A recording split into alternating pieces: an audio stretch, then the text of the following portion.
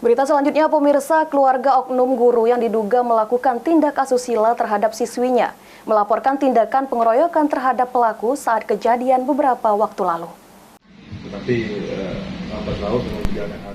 Setelah polisi dari unit PPA Satreskrim Polres Oki mengamankan oknum guru SMP Negeri 1 Judadak, Kecamatan Tanjung Lubuk Oki sebagai tersangka atas dugaan tindakan asusila terhadap siswinya beberapa waktu lalu.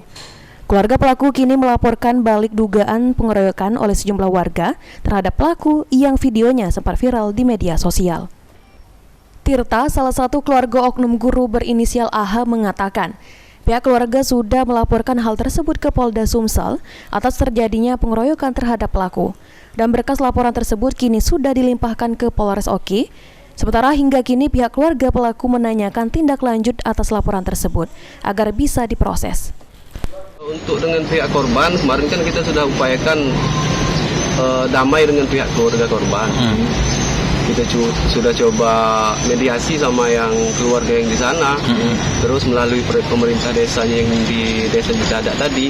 Hasilnya sampai sekarang hasilnya masih belum ada hasil yang sesuai harapan kita, Pak. Kalau alasannya berdamai itu sebenarnya kemarin itu mereka itu sudah mau, tapi nominalnya kita nggak terjangkau. Mereka minta apa? Minta uang itu? Damai? Iya, minta uang damainya 100 juta kemarin nominalnya. Yang jadi masalahnya di sini ini sebenarnya bukan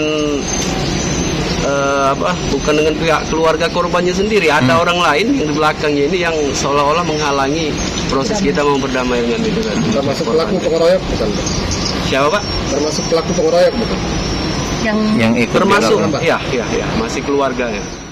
Tirta menambahkan bahwa pihak keluarga pelaku sudah melakukan upaya damai dengan keluarga korban, namun belum menemui kesepakatan karena ada oknum yang seolah menghalangi upaya damai tersebut.